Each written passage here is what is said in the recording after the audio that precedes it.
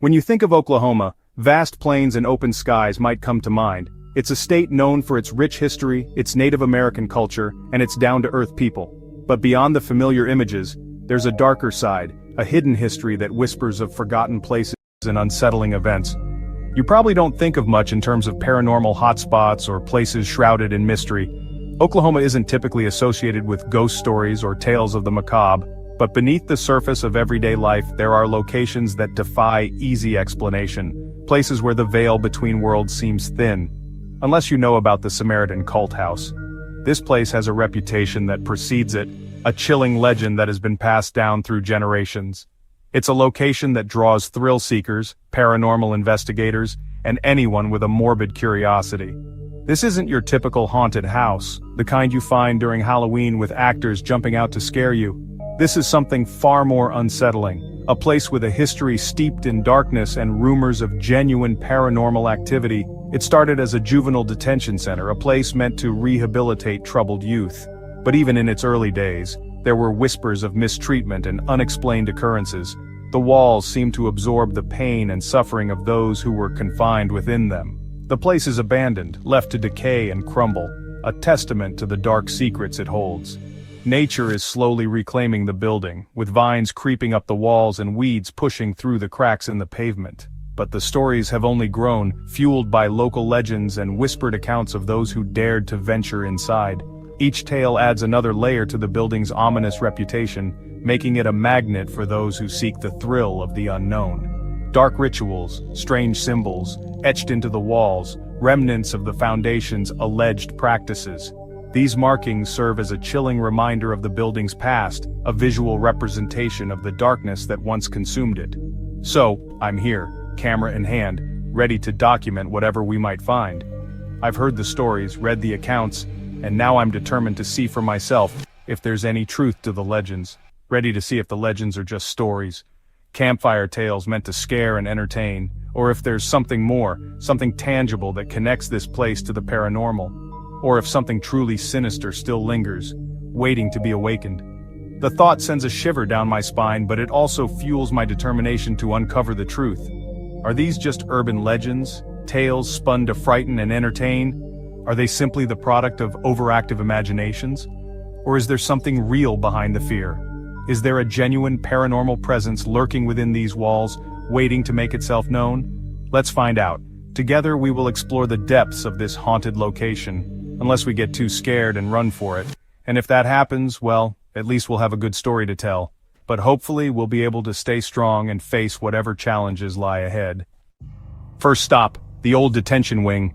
The air is thick with history. And something else. Visitors report hearing whispers from empty cells, voices that aren't just echoes of the past. Ghost hunters have captured chilling EVPs. A young voice pleading, "Don't let them take me!" Another, a deep, calm warning.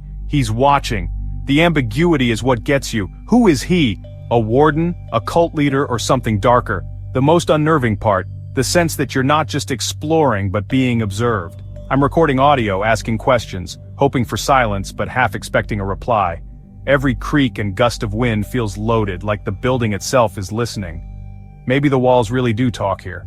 Let's just hope they don't say stay forever, or worse, invite us to dinner. The basement is where the real nightmares begin. Down rickety stairs, past the smell of mold and metal, there's a sealed room, once bricked up, now exposed. Inside, walls covered in eye symbols, a stone altar stained with something dark, and a cold that feels unnatural. People report overwhelming dread, pressure in their chest, and the sense of being watched by something hostile. Psychics say the energy here is violent, predatory, like something was summoned and never left. Even skeptics feel the urge to flee. I'm stepping inside, but I'm not turning my back on that altar. The silence is heavy, almost sentient. It's the kind of place where you don't joke about demons, because you might get an answer. This is the heart of the legend, and it feels every bit as wrong as the stories say. The real horror isn't just ghosts, the spectral figures that flicker in the periphery, the disembodied whispers that echo through the empty rooms. It's not just the chilling drafts that seem to carry the touch of unseen hands, or the unsettling feeling of being watched when you're utterly alone. It's the missing teenagers. The vanished youth, swallowed by the shadows of this place, their stories abruptly cut short, leaving behind only unanswered questions and lingering grief. During the Foundation's reign, local kids vanished. One by one they disappeared from their homes, their schools, their lives, leaving behind distraught families and a community gripped by fear. Officially they were runaways, a convenient label slapped onto a series of inexplicable disappearances, a way to dismiss the growing unease and avoid confronting the unsettling truth. But the numbers and circumstances didn't add up. The sheer volume of missing persons, the lack of any clear pattern or motive, the unsettling proximity to the Foundation's activities, it all pointed to something far more sinister than simple teenage rebellion. Rumors swirled, whispers in the dark, hushed conversations behind closed doors, fueled by fear and suspicion. The Foundation lured troubled youths, preying on their vulnerabilities, their insecurities, their desperate search for acceptance and belonging. Promising belonging, a sense of community, a place where they would finally be understood and valued, a family they never had. But demanding total devotion, a complete surrender of their will, their individuality, their very selves to the Foundation's twisted ideology, and punishing those who tried to leave. Those who dared to question, to resist, to reclaim their freedom, faced swift and brutal consequences, their dreams of escape crushed beneath the weight of the Foundation's control. One escapee left a chilling note before his death, a desperate plea scrawled on a tattered piece of paper, a final warning from beyond the veil of the Foundation's influence. The eye still watches from within, it calls, it knows. A cryptic message, hinting at a pervasive surveillance, a constant presence that penetrates even the deepest recesses of the mind. The eye, the same symbol from the basement, a recurring motif, a chilling reminder of the cult's pervasive influence and unwavering gaze. Suggests the cult's influence reached far beyond the building. It seeped into the community, poisoning the minds of its followers and casting a long shadow over the lives of those who remained untouched. The story shifts from haunted house to something actively malevolent, a conscious entity, a force of darkness that seeks to corrupt and consume, a force that doesn't let go. Once it has its hooks in you, it will never release you from its grasp. When you walk these halls, you're not just thinking about ghosts, the ethereal remnants of lives long past, the echoes of sorrow and regret. You're thinking about the real people who disappeared, the flesh and blood teenagers whose lives were stolen, whose futures were erased, whose memories haunt these very walls. The tragedy here is more than legend. It's a tangible wound, a gaping hole in the fabric of reality, a testament to the darkness that lurks beneath the surface of our world. It's a warning, a stark reminder of the dangers of unchecked power, the seductive allure of false promises, and the devastating consequences of blind faith. The secrets in these walls are human as much as supernatural. They are the stories of broken lives, shattered dreams, and the enduring power of the human spirit to resist even in the face of unimaginable horror. And that's what makes this place truly terrifying.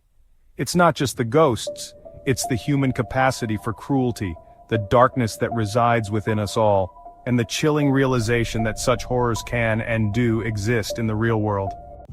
The eye symbol is everywhere, etched, painted, carved, a constant reminder you're being watched. It's not random graffiti, it's deliberate, a brand of power and surveillance. The leader behind it all remains a mystery, no name, no face, just a shadow in the stories. The most common sighting, a tall, shadowy figure, darker than darkness, standing motionless at the end of a hallway or in a cell doorway. Witnesses say it absorbs light just watching, then vanishes without a trace. Is it the cult leader's ghost or something non-human the cult worshipped? Whatever it is, it's the apex predator here, the source of the fear that permeates every floor. The eye isn't just a symbol, it's a presence. And it's the one thing I hope we don't meet tonight, but in this place you never know. The strangest phenomenon here? It's not the creaking floors or the whispers in the dark. It's something far more insidious, something that attacks the very fabric of your being. Missing time. Not just a few minutes lost in thought, but entire chunks of hours vanishing without a trace. Visitors lose hours, sometimes entire afternoons, evenings, or even nights. They enter a room, and the next thing they know the sun is setting or rising, and they have absolutely no recollection of what happened in between. They wake up in different rooms, disoriented and confused with no idea how they got there. The layout of the house becomes a labyrinth and familiar spaces suddenly feel alien and unknown, and find messages scrawled in dust, etched into surfaces appearing as if from nowhere. Like the eye, a symbol that seems to follow you, watching from every corner, a constant reminder of the unseen presence that permeates this place. or join us. A chilling invitation, a desperate plea, or perhaps a sinister command. Written in dust, they know they didn't leave. The unsettling realization that someone, or something, is manipulating their environment, leaving traces of its presence in the most unsettling ways. It's not just distraction, it's a deliberate act, a calculated attempt to unravel your mind. It's like the house erases your memory, selectively wiping away moments, creating gaps in your timeline, leaving you questioning your own experiences. Moves you like a pawn, manipulating your actions, guiding you through its corridors, orchestrating a macabre game with your mind as the prize.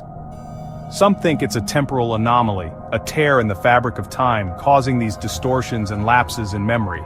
Others blame psychic manipulation, a powerful force at play, bending reality and influencing the thoughts and perceptions of those within its grasp. A lingering effect of the cult's mind games, their rituals and dark practices leaving an indelible mark on the house, a psychic residue that continues to warp reality. The result? You question your own actions, second-guessing every decision, wondering if you're truly in control of your own body and mind, your sanity, and whether you're in control at all. The line between reality and illusion blurs, and you begin to doubt everything you thought you knew. This isn't just a haunting, it's something far more complex, more sinister. It's an experiment, a carefully orchestrated study of the human psyche under extreme duress. And you're the subject trapped within its walls, your every move observed, your every thought analyzed. I keep checking my watch, a desperate attempt to anchor myself to reality, to maintain some semblance of control, hoping time is still on my side, that I haven't already lost too much, that I can still escape with my mind intact. So far, so good, or at least that's what I'm telling myself. But in a place that bends reality, where the laws of physics seem to have no meaning, you can't be sure of anything, not even your own senses. Here, the scariest thing isn't what you see. The shadows, the apparitions, the unsettling glimpses of something not quite right. It's what you can't remember, the moments that have been stolen from you, the memories that have been erased, leaving you adrift in a sea of uncertainty. And that's a fear you take with you, a lingering doubt that will haunt you long after you've left this place, a constant reminder of the fragility of your own mind. Every conspiracy needs a cover-up, and here the evidence is literally up in smoke. A fire-destroyed county records, property deeds, police reports, all gone. Surviving documents are so heavily redacted they're almost useless. Why so much secrecy for a small-town cult? Some say the foundation was a front for something bigger, maybe even a government experiment. Theories range from secret societies to mind control programs, but the truth is buried under blacked-out pages and ashes. The lack of evidence becomes its own evidence, suggesting someone powerful wanted this story erased. The silence is deafening, the gaps in the record more haunting than any ghost.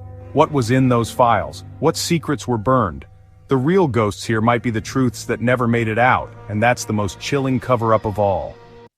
We've explored the Samaritan cult house, and the only certainty is uncertainty. The line between legend and reality blurs. Whispers, shadows, missing time, and vanished records all weave a tapestry of dread. Is it haunted, cursed, or just a monument to human tragedy? Maybe all three. The truth is locked inside these walls, kept by dust and shadows. What do you think?